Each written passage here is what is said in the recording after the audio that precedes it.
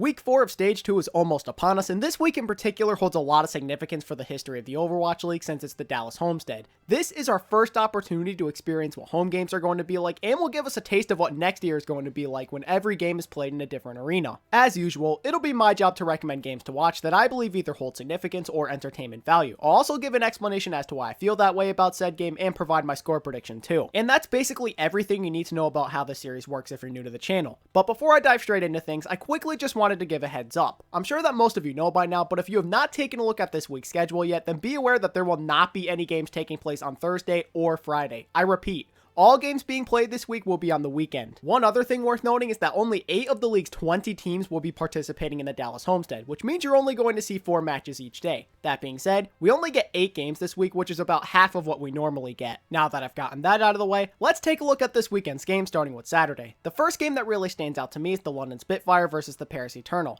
This is a rematch from the first week of Stage 1. We saw Paris dominate in this last matchup, but things have changed drastically for both teams since then. Back during the early parts of Stage 1, the Eternal were being considered to be one of the best GOATS teams in the league, while the Spitfire looked like one of the worst. Since then, the Eternal have struggled to consistently win games, and they've made a handful of lineup changes. These changes include starting LH Cloudy over Ben Best at main tank, Gray on flex support instead of Hip, and having both Shadowburn and Danye play over Nico on the DPS/Brigida role. Then there's London. They're currently 4-0 and could realistically finish the stage with an undefeated record. They already have more wins in 3 weeks this stage than they did in the entirety of Stage 1. The amount of improvement this team has shown in such a short amount of time is simply astonishing. They look so much more comfortable on GOATS compared to Stage 1. And unlike the Eternal, they didn't need to make a bunch of lineup changes to do it. All they did was swap Prophet over to Zarya and have Birdring go on to Brigida. Even if this game doesn't end up being all that close, I do think it should be pretty entertaining to watch. There's a lot of question marks for both teams coming into this game. Can London get revenge on Paris and keep their win streak alive? And how about Paris? Can they prove that they're a good team by beating one of the hottest teams in the league?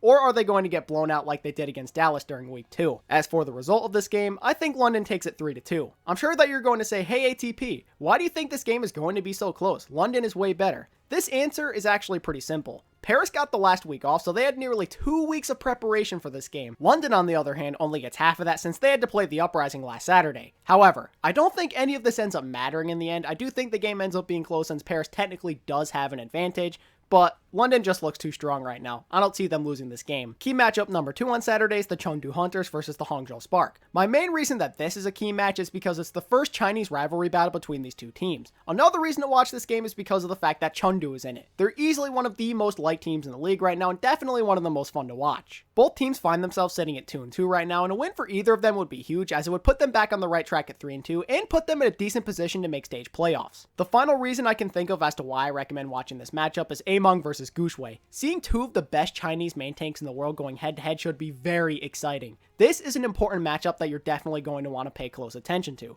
Will Among's Wrecking Ball prevail, or will Gushwei's Winston be too much to handle? There's a good chance that the outcome of this game comes down to which player has the better day. This game could most definitely go either way. Both teams are around the same skill level. I do, however, think that the Spark end up prevailing 3-1. Although the Spark got 4-0'd by the Shock last week, they look surprisingly competitive for a majority of the set. If they can play decent against a top tier team, then I have no doubt they could keep up with a team that's just about as good as they are. The Hunters also played a good team last week in the Gladiators, but they didn't look as competitive as Hangzhou did in my opinion, which is the exact reason why I think the Spark end up winning. Something tells me that Gushwei also ends up getting the better of Among. The final key matchup on Saturday will be the Valiant and the Fuel. With this being the Fuel's first home game, I think this one's a no-brainer. Dallas will be hosting their first ever regular season game played outside of the Blizzard Arena, and they cannot afford to let thousands of cheering fans down in this historic game. These guys are also coming off of 2 tough losses in a row last week, so they're going to be looking to bounce back with a win against a beatable team. This game holds importance for both teams though. Kind of like with the last game I talked about, both teams in this one are also 2-2, and a win could help keep either of their stage playoff aspirations alive. Pay attention to the tank battle here. Fate in Space versus OG Eno is in my opinion the most entertaining matchup of the game. Both duos make up the core of their teams, and I'm interested to see who pops off more. I'm hoping to see a lot of Shatter Diva Bomb combos and Grav Eats. As a Los Angeles Valiant fan, I really want to pick them to win, but I know they're probably not going to be able to pull it off since Dallas is the better team, but I do think the Valiant may be able to take a map at some point in the series. I do fully expect the Fuel to maintain control in the end though and win this game 3-1. Now let's talk about Sunday, and I'll be completely honest, the games don't look nearly as exciting as the ones being played the day before. That's okay though, I still think there are a couple of key matches that you should at least pay a little bit of attention to. The first first game that I think will at least be somewhat exciting is the Chengdu Hunters versus the London Spitfire. Reason number one why this game could hold importance is because the Spitfire will be looking to keep their undefeated stage alive, if they manage to win on Saturday, that is.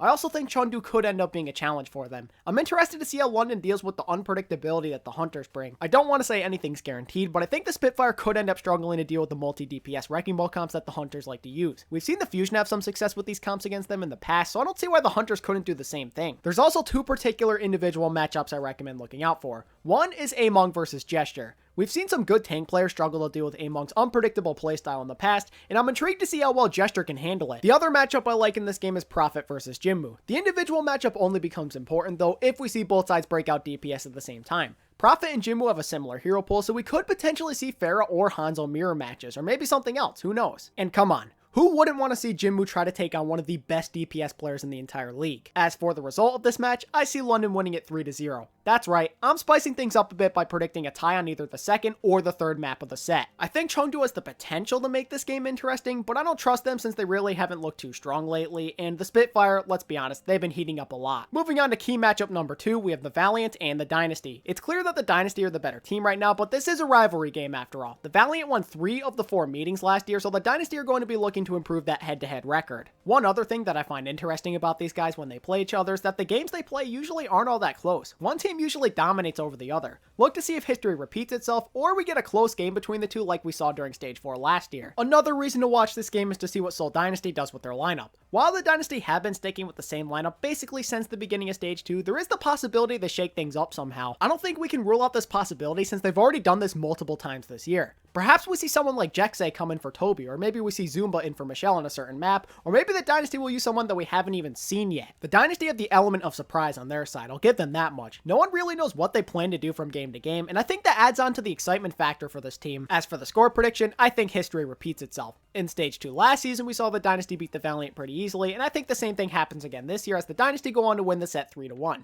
I just don't see the Valiant beating a top 10 team like the Dynasty. They have yet to prove they have what it takes to do this. And lastly, we have what I like to call a mini key matchup between the Fuel and the Outlaws. And before you flame me for saying this, just hear me out. This game has some importance for sure since it's the Battle of Texas being played in Dallas, and the arena will surely be filled with a lot of energy, but that's about it. I cannot consider this a must-watch game. No offense to any Houston fans out there, but the Outlaws are a train wreck right now. I just don't see this being a very competitive match. I'm sorry. The Outlaws are just not a good team right now. I honestly feel like watching this entire match could end up being a massive waste of time if you're not a Fuel or an Outlaws fan. We all might be better off just checking in from time to time to see how things are going. And if the Outlaws do look like they're putting up a fight, then hey, you can give your full attention to this game without feeling like you've wasted your time. I really hope the Outlaws make me regret saying all these things. I would love to see them turn things around, but I just don't see it happening as things stand right now. I think the Fuel are a much better team coming into this one, so that's why I'm taking the Fuel in a 4-0 victory. And with that being said, those are the matches I recommend watching during the Dallas Homestead. This weekend should be pretty exciting. We all get to witness history in the making when the Fuel play in the league's first ever home game. And yeah, that's pretty much it, guys. If you enjoyed this content, then be sure to like, comment, and subscribe. As always, thank you all so much for watching today's video, and until next time, this is ATP, signing out. Peace.